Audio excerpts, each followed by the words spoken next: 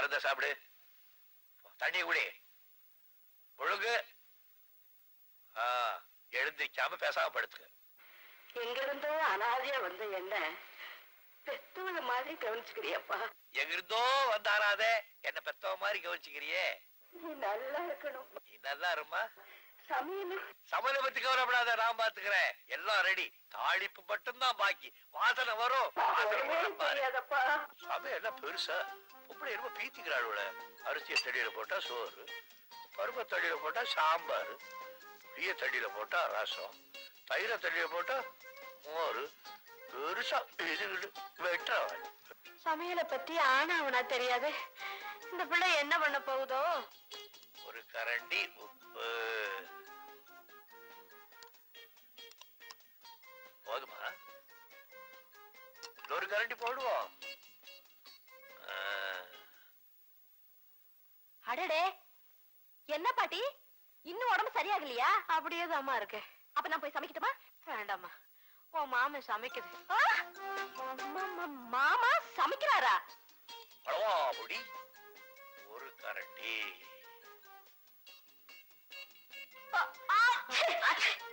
ஒரு கரண்டி போதுமா? அப்புறம் உப்பு சப்பு இல்லைன்னா எதுக்கு இன்னொரு கரண்டி போடுவோம்? ஐயா பாண்டியா. ஐயோ என்ன ஏயா, சாம்பார்ல மிளகா அப்படியே நிறைய போட்டியா? போட்டேன். மீனாட்சி சாப்பிட மாட்டாப்பா காரம். என்ன கொஞ்சம் கருப்பட்டி போட்டா போகுது. கருப்பட்டி போய் சாம்பார்ல போடுவாங்களா? சாம்பார். ஐயா நீ பேசாம இரு, கௌரிய கூட்டி சமைக்க சொல்றேன். எவ்வளவு வேணாம், எவ்வளவு தேவை எனக்கு தேவையில்லை. நானே சமைச்சு நானே தகச்சிக்கு போடுறேன். உனக்கு கொஞ்சம் கொண்டாடுற பாரு. பாண்டியா முக்காவாசி நான் செஞ்சுட்டேன். முடிவுல யாரோ வந்து பேர தேடிட்டு போறதுக்கா கௌரி இந்த மாதிரி செய்வாளா?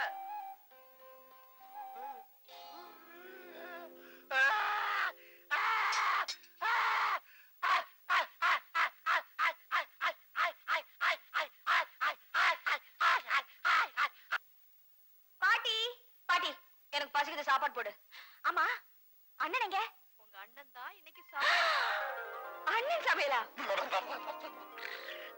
ஒரு புடி புடிச்சிடுறேன். அண்ணே, ஹை சாப்பாடு ரெடியா இருக்கே. நான் சாப்பிட போறேன்.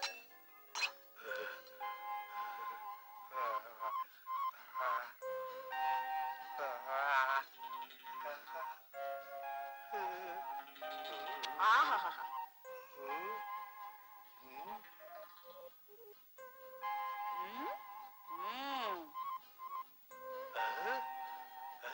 அண்ணே வாங்க, இவ்வளவு பிரமாதமா சமைச்சிருக்கீங்க.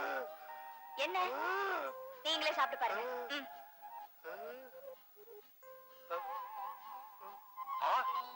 என்ன ருசியே மாறி இருக்கு. என்ன சமையலே மாறி இருக்கு.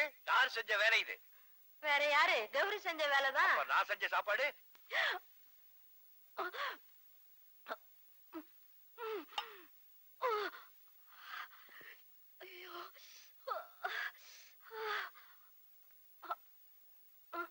ரொம்ப காரமா? இல்லையே. அப்படியா? அப்புறம் ஏன் கண்ணுல காவேரியா ஓடுது? அதெல்லாம் ஒண்ணும் இல்ல. இவ்வளவு அருமையா சமைக்கிறவர புருஷனை அடைய இன்னும் நேரம் வரலையே நினைச்சு விடுற ஆனந்த கண்ணீரு. அப்போ என் அண்ணன் சமையல ருசிச்சு சாப்பிடுறேன்னு சொல்றீங்க? சாப்பிடுங்க, எனக்கும் கொஞ்சம் கொடுங்களேன். ஐயோ வேண்டாமா. ஏன் என் கண்ணிலையும் காவேரியா ஓடன பயப்படுறீங்களா? அது விடுங்க. ஐயோ ஐயோ ஐயோ ஐயோ, முதல்ல சாப்பாடு தூக்கி போடுங்க, நாக்கு வெந்துடும். உங்க அண்ணன் கையால தாலி கட்டிக்கிற பாக்கியம் தான் எனக்கு கிடைக்கல. அது கையால சமைச்சத சாப்பிடுற பாக்கியமாவது கிடைச்சிருக்கேன்னு நான் சந்தோஷப்பட்டுக்கிட்டு இருக்கேன். இத போய் ஏண்டி அப்படி பாக்குற? என் அண்ணன் மேல இவ்வளவு பைத்தியமா இருப்பீங்கன்னு நான் எதிர்பார்க்கவே இல்லை. மீனா, நான் தெரியாம கேக்குறேன். உங்க நிழல கண்டாலே எரிஞ்சு விழுகிறேங்க அண்ணன். இனிமேல உங்களை கட்டிக்குவார்னு நம்புறீங்களா? உங்க அண்ணன் என்ன கைப்பிடிச்சாலும் சரி, கைவிட்டாலும் சரி, எனக்கு புருஷன் அதுதான். ஏன்னா அது கூட குடும்பம் நடத்தி பேரம் பேத்திங்க கூட எடுத்தாச்சுடி. மனசால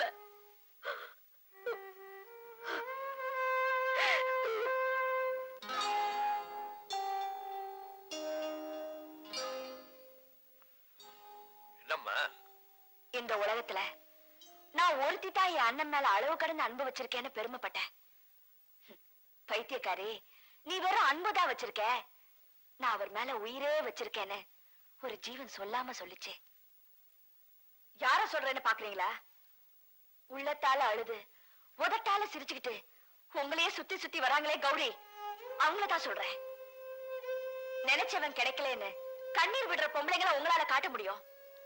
ஆனா நினைச்சவன் கிடைக்கணுங்கிறதுக்காக உணர்ச்சிகளை தியாகம் செஞ்சு யாகம் வளர்க்கிற கௌரிகளை உங்களால காட்ட முடியுமா? உங்களுக்கு ஒரு பொண்டாட்டி வேணுங்கிறதுக்காகவோ இல்ல எனக்கு ஒரு அண்ணி வேணுங்கிறதுக்காகவோ கௌரிய கல்யாணம் செஞ்சுக்க சொல்ல. புனிதமான அன்பை செலுத்துற அந்த ஆத்மாவோட சாபத்துக்கு நீங்க ஆளாக கூடாதேங்கிறதுக்காக தான் சொல்றேன். அவளை நான் கல்யாணம் செய்துக்க முடியாது. ஏன்? எனக்கு பிடிக்கல. ஏன் என்ன போய் சொல்றீங்க? உங்களுக்கு அவங்கள பிடிக்கலனா நீங்க எப்போ வேற ஒரு பொண்ணை கல்யாணம் பண்ணிருப்பீங்கல்ல? சொல்லுங்க, என்ன காரணம்? எத்தனை தடவை கேட்டாலும் ஒரே காரணம் தான். அவளை எனக்கு பிடிக்கல. எங்க என் தலையில அடிச்சு சொல்லுங்க.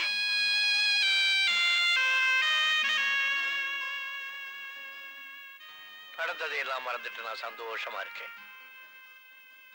பல வருஷம் ஆச்சு. இப்ப ஏன் மறுபடியும் அதை ஞாபகப்படுத்துற? அண்ணே, தயவு செஞ்சு நான் கேட்டதுக்கு பதில் சொல்லுங்க. சொல்லுங்க அண்ணே. எனக்கு அவதான், அவளுக்கு நான் தான் நம்ம வீட்டு பெரியவங்க எல்லாம் முடிவு பண்ணி வச்சிருந்தாங்க. அப்போ அப்போ உங்க கல்யாணத்தை முடிச்சிருக்க வேண்டியதானே? நாங்க தயாரா தான் இருந்தோம். ஆனா கல்யாணத்துக்கு முன்னால யாரோ ஒரு பெரியவர் என் ஜாதகத்தை பார்த்துட்டு நான் அவளை கல்யாணம் பண்ணிக்கிட்டேன்னா என் ஜாதகப்படி அவ இன்னும் 3 மாசத்துல செத்து போயிடுவான்னு சொன்னாங்க. நான் ஜாதகத்தை நம்பல. ஆனா அம்மா என்னை கூப்பிட்டு, அட பாய் பயலே, உனக்காக அந்த பொண்ணு ஏன்டா சாகணும், இந்த கல்யாணம் வேணாம் நிறுத்திடுன்னு சொன்னாங்க. அவ்வளவுதான், நான் மறுவார்த்தை பேசல. கல்யாணம் நின்று போச்சு. பல வருஷம் ஆச்சு. அவளுக்கும் வயசாகிட்டே இருக்கு. என்னை வெறுத்துட்டு வேற யாரையாவது கல்யாணம் பண்ணிங்கிறதுக்காக நான் அவளை திட்டி பாக்குறேன். அவன் மனசு நோம்படி அணந்து பாக்குறேன். அந்த பாவி பூனைக்குட்டி மாதிரிய காலையே சுத்திட்டு இருக்கா. அவ இந்த வீட்டுல மட்டும் இல்ல, என் நெஞ்சுக்குள்ளேயே அவதான் இருக்கா. ஒன்று சொல்றேன், இந்த கட்ட வேகிற வரைக்கும் அவ என் மனசு விட்டு போக மாட்டான்.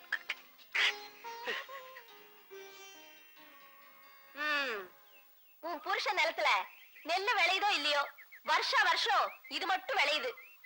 அரசாங்கம் உற்பத்தி பண்ண சொன்னது இத இல்ல அத. சிரிக்காத, நான் சிரிக்கிறதுக்காக சொல்லல, சிந்திக்கிறதுக்காக சொல்றேன். போப்பா, இந்த வாங்க.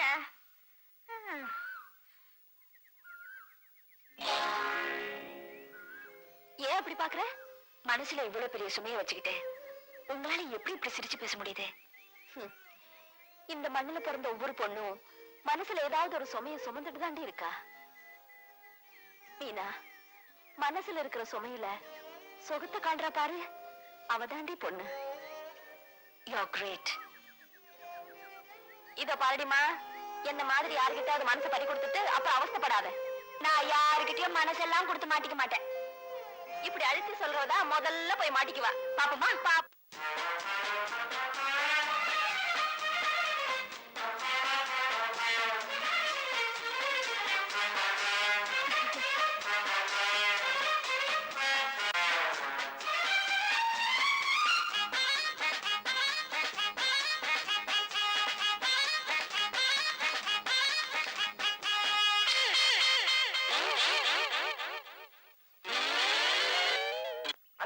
என்ன தம்பி? பறக்கிற முத்தம் கொடுக்கிற பொண்ணு கண்டுபிடிச்சிட்டீங்களா? அவ நுழையிற வீட்டை கண்டுபிடிச்சிட்டேன். அப்படியா? எந்திரிங்க தம்பி, ஒரு கை பாத்துருவோம். அண்ணே, ஒரு கை என்ன, 2 கையும் பாப்போம். அவ்வளவுதான். யார் அது உள்ள? யாரு? நீங்களா? யாருன்னு தெரியுதுல்ல? தெரியுதுங்க. என்ன ஊரு பெரிய பண்ணையோட ஒரே புள்ள, அவரை பத்தி தெரிஞ்சுக்காம இருக்க முடியுமா என்ன? நின்னுட்டே பேசுறீங்களே, உட்காருங்க. பரவாயில்ல பரவாயில்ல, உங்க பொண்ணை கூப்பிடுங்க. தம்பி உங்க பொண்ணு கிட்ட பேசணுமா? ஏன் பொண்ணுகிட்டீங்க? வாங்கட்டவா, நாங்க என்ன அவ்வளவு கேவலமாமா போயிட்டோம்? பொண்ணை கூப்பிடுமா? சரி உட்காருங்க. ஆமா, போனவங்க இன்னும் காணுமே. இது பணியாரங்க நேரம் சொல்லுவாங்க தம்பி, கொஞ்சம் லேட் ஆகும். ஆமா, நாம என்ன பொண்ணு பார்க்க வந்திருக்கோம். ஆமா. என்னது தம்பி உள்ள வாங்களேன். ஆமா, பொண்ணுங்க ரொம்ப அவசரப்படுறீங்க. பொண்ணு பெட்ரூம்ல இருக்கா. இனிமே இது உங்க வீடு தம்பி, உள்ள வாங்க. அண்ணே, இந்த வீட்டு பொண்ணுதான் சரியில்லைன்னு நினைச்சோம். பெத்தவனும் சரியில்லை. பேசாம திரும்பி போயிருவோம். அந்த பொண்ணுக்கு பாடம் கத்து கொடுக்காம ஒரு வீர திருமகன் திரும்பி போறதா? உள்ள போ தம்பி. அண்ணே,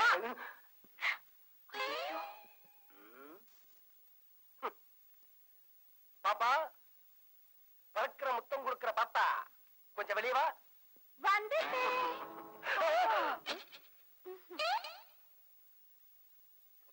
கதவை சாத்திட்டு பாப்பா போட்டுட்டு. ஆமா, நீங்க யாரு? நீங்க பாக்கணும்னு ஆசைப்பட்ட பொண்ணு. அது நீங்க இல்லைங்க. இல்ல, நான் தான். அங்கேயும் இல்லைங்க, கிட்ட வராதீங்க. பயப்படாதீங்க, இங்க யாரும் இல்ல. அதுங்க நான் வந்து யாரும் சொல்றேன். இல்ல, பயப்படாதீங்க. யாரும் இல்ல.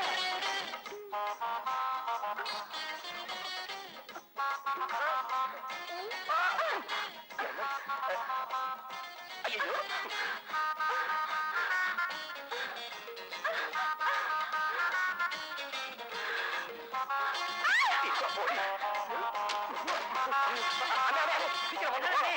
இருங்க வந்துடுறேன். தம்பி படிக்கத்தை பார்த்து.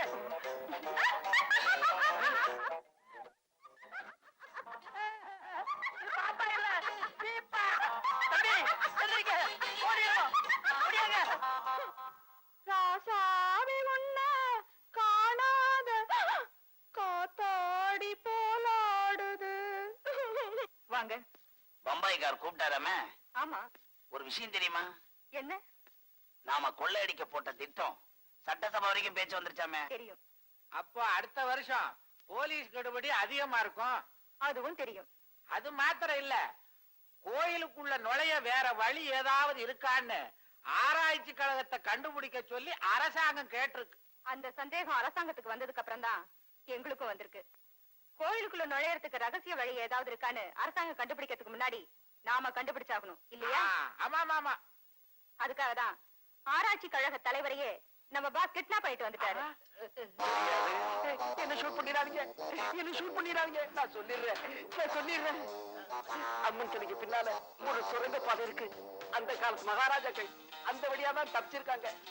ஆச்சரியமா இருக்க. 20 வருஷமா இந்த கோயிலுக்கு தர்மகர்த்தாவா இருக்க, இப்படி ஒரு சுரங்கப்பாதை இருக்கிறது எனக்கு தெரியவே இல்லையே. அந்த பாதை எங்க முடியுது? அது சம்பந்தப்பட்ட ஓலச்சோடிகளை கரையா அரிச்சிருச்சு. அதனால கண்டுபிடிக்க முடியல. பாஸ், இவன் போய் சொல்றான். இல்ல இல்ல, என்ன நம்புங்க. சரி, நம்புறேன். இது அரசாங்கத்துக்கு தெரியுமா? தெரியாது. ஏன் தெரியாது? கோயிலை பத்தின ஆராய்ச்சின்னு முடியல.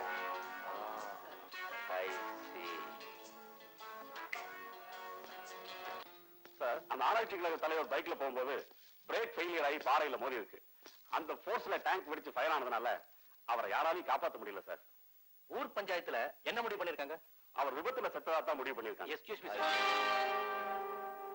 அவர் விபத்துல சாகல, திட்டம் போட்டு கொலை செஞ்சிருக்காங்க. எதை வச்சு சொல்றீங்க மிஸ்டர் சங்கர்? எந்த கோயில்ல நகைகளை கொள்ளையடிக்க முயற்சி நடந்ததோ அந்த கோயிலை பத்தின ஓலைச்சுவடிகளை ஆராய்ச்சி பண்ண அந்த ஆராய்ச்சியாளர்கிட்ட ஒப்படைச்சிருக்காங்க. அந்த ஓலைச்சுவடிகள் அவர் வீட்லயும் இல்ல, ஆபீஸ்லயும் இல்ல. சோ அந்த கொள்ள கூட்டத்துக்கும் அந்த ஆராய்ச்சி கழக தலைவர் சாவுக்கும் நிச்சயமா சம்பந்தம் இருக்கு. அப்படின்னா இதை ரஞ்சித் குரூப் தான் செஞ்சிருப்பாங்கன்னு சொல்றீங்களா? ஆமா சார், இந்த மாதிரி பிரெயினி ஆபரேஷன்ஸ் எல்லாம் அவன் தான் பண்ணிட்டு இருக்கான். அவனை இனிமேலும் சும்மா விட்டு வைக்க கூடாது. மிஸ்டர் சங்கர், அந்த கேங்க கையும் களவுமா பிடிக்கிற வரைக்கும் நாம அவசரப்படக்கூடாது. Because he is very influenced. நானும் கேள்விப்பட்டிருக்கேன். இருந்தாலும் நான் அவனை விட போறதில்லை. இனிமே நம்ம கண்ணு அவன் பேர்ல தான் இருக்கும். வீட்டி உன்னை வாழ்நாள்ல மறக்க மாட்டேன். ஐயே. குடு குடு குடு துணியவா? குடு குடு குடு. நீயா நஞ்சப்பா? ஐயோ, இந்த பாரு, கனவுல ஸ்வீட்டி இச்சு இச்சேன்னு கொடுத்துக்கிட்டு இருந்தா. நீ குறுக்க வந்து நச்சுன்னு எழுப்பிட்டியே. கிழிஞ்சது போங்க. என்ன கிழிஞ்சது?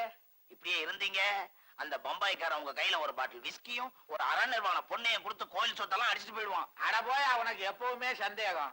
எனக்கு அவன் மேல நம்பிக்கை இருக்கு. நம்பிக்கை இருக்கிற மாதிரி நடிக்கணுமே தவிர நம்ப கூடாது. அவன் மேல எப்பவுமே ஒரு கண்ணு இருக்கணும்.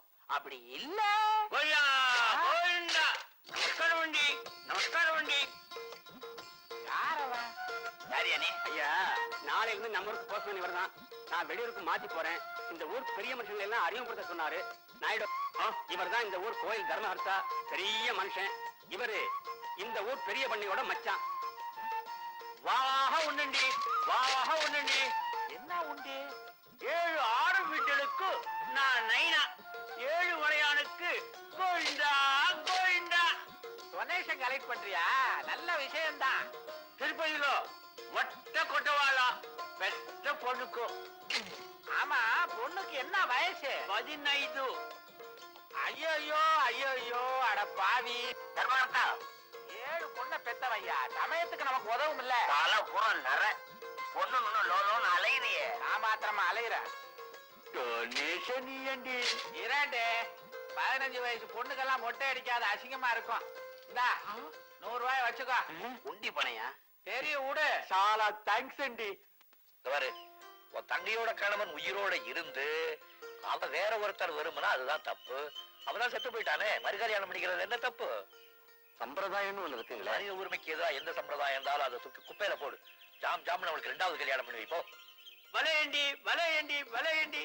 உங்களை மாதிரி மூட நம்பிக்கை கொட்டைய மனுஷி உண்டையத்தான் நிமிந்து நிற்க முண்டி, లేకపోతే படுத்துக்கொண்டி. யாரு? நாளையில இருந்து இவர்தான் நம்ம ஊருக்கு போஸ்ட்மேன். நான் மாத்தலாகி வெளியூர் போறேன். தலைவரையா பாக்கணும்னு சொன்னாரு, அதனாலதான். అవునండి అవునండి. నాకు 7 కొడుకులు ఉండండి. 8வது குழந்தை வயிற்றுல ఉండండి. నా వయసులో లేదండి, భార్య వయసులో. అందరూ పడికిందండి. పరీక్షకి పణం కట్ట పణం లేదండి. గాంధీ గారు, భారతి గారు, కామరాజ్ గారు అందరూ చెప్పినారు குழந்தைகளை பிச்சை எடுக்காது படிக்க பெட்டுன்னு. வேயண்டி அதுக்காக உண்டியலா? అవునండి అవునండి. வேயண்டி, நான் உண்டியல்லாம் பணம் வைய மாட்டேன்டி. உங்க பிள்ளைங்க எங்க படிக்கிறாங்கன்னு செப்பண்டி, நம்ம கணக்கு பிள்ளை அனுப்பிச்சு பணம் கொடுக்கறேன்டி. మంచిదండి, వచ్చిన పని ఆగిపోయిందండి. వెళ్ళட்டாను. பெரியவரே, தூக்க முடியல நம்பி. சொல்லுங்க, நான் தூக்குறேன். அட வாங்க.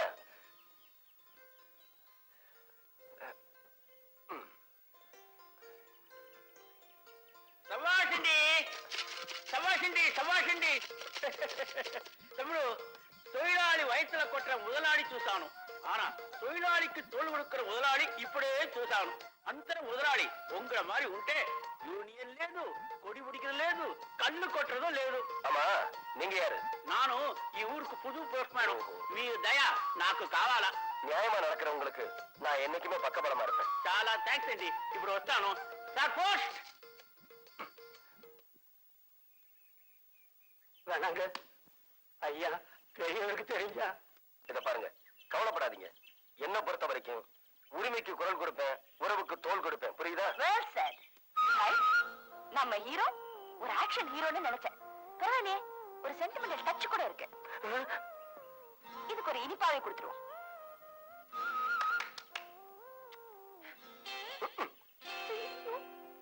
அண்ணே அண்ணே ஓடியாங்க. என்னது? அண்ணே ஓடியாங்க. அந்த பொண்ணு போதுனே, அந்த பொண்ணு. எந்த பொண்ணு? அட, அன்னைக்கு பறக்கிற முத்தம் கொடுத்துச்சுல, அதே பொண்ணு தானே? எங்க, அங்க எங்க? பாருங்க, அந்த நடந்து போயிட்டு இருக்கு, சிகப்பு ட்ரெஸ் போட்டுக்கிட்டு. ஆமா, அதே பொண்ணு தானே, நல்லா பாருங்க. இந்த சைபர் தானே. இதோட விட்டுறாதீங்க. கவலையே படாத, கோழி அமுக்கிற மாதிரி கப்புல அமைக்க போறேன். போங்க.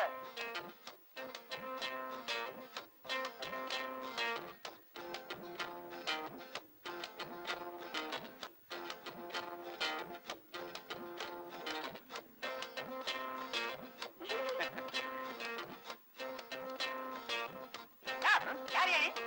என் வீட்டு வாசல்ல இருந்து என்னைய யாருன்னு கேக்குறியா? ஓஹோ, நீதான் அந்த வீட்டுக்காரனா? அப்போ சேப்பு புடவை கட்டிட்டு ஒரு புள்ள உள்ள போச்சே, அதை வெளியில இழுத்தா எதுக்கு? எதுக்கா? எவ்வளவு தைரியம் இருந்தா எங்க பெரிய பொண்ணையோட பிள்ளைக்கு பறக்கிற முத்தம் கொடுத்துருப்பா. என்னையா சொல்ற? பறக்கிற மொத்தமா? பின்ன இருக்கிற முத்தமா இழுத்தாயா? அடியே, அண்ணே, இந்த வீடு தானே? நான் கண்டுபிடிச்சது தம்பி. நீங்க பேசாம இருங்க, நான் பாத்துக்கிறேன்.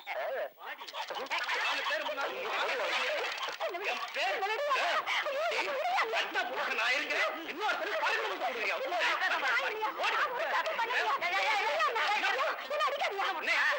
கல்யாணம் வேறவா? அப்ப தப்பு தப்புன்னு தப்பு. உங்க ஆட்டா விட்டு வருவாங்க. ஐயா அடிக்காதீங்க. ஒரு சின்ன தப்பு நடந்து போச்சு. எனக்கு பறக்கிற முத்தம் கொடுக்கறவங்க இவங்க இல்ல, அது வேற ஒரு பொண்ணு. நம்ம பறந்துருவோம். மன்னிச்சிருங்க தாயே. கொஞ்சம் நில்லுங்க. என்ன ஊருக்கு புதுசா நீங்கலாம்? நம்ம கிராமத்துக்குள்ள நீங்க நுழையக்கூடாது சட்டம் இருக்கு, தெரியாதா உங்களுக்கு? எனக்கும் தெரியும் சார். மேல் இடத்துல இவங்க ரிப்போர்ட் பண்ணிருக்காங்க. என்கொயரி பண்ண சொல்லி ஆர்டர் வந்திருக்கு. அப்படிங்களா? அடடே, என்னமா தங்கச்சி, நீ நம்ம ஊர் பள்ளிக்கூடத்துக்கு புதுசா வந்திருக்கிற வாத்தியாரமால? ஆமாங்க.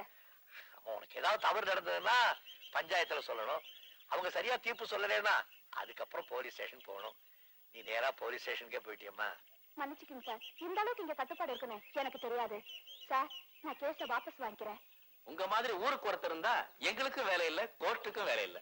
சட்டத்துல உள்ள ஓட்டைகளை பதவியில இருக்கிறவன் பணத்தை கொடுத்து அடைச்சிட்டு தப்பிச்சு விடுவாங்கிறதுக்காக தான் எங்க ஊர்ல இப்படி ஒரு ஏற்பாட்டை பண்ணியிருக்கோம். வரேன் சார். ஸ்டேஷனுக்கு வந்து கம்ப்ளைண்ட வாபஸ் வாங்கிக்கோங்கம்மா. கமான். என்ன மாதிரி இருந்தது என்கிட்ட சொல்லு. இந்த ஊர் பெரிய பண்ணையோட சின்ன மச்சான் கொஞ்ச நாளா என் பின்னாடியே சுத்திக்கிட்டு இருந்தா.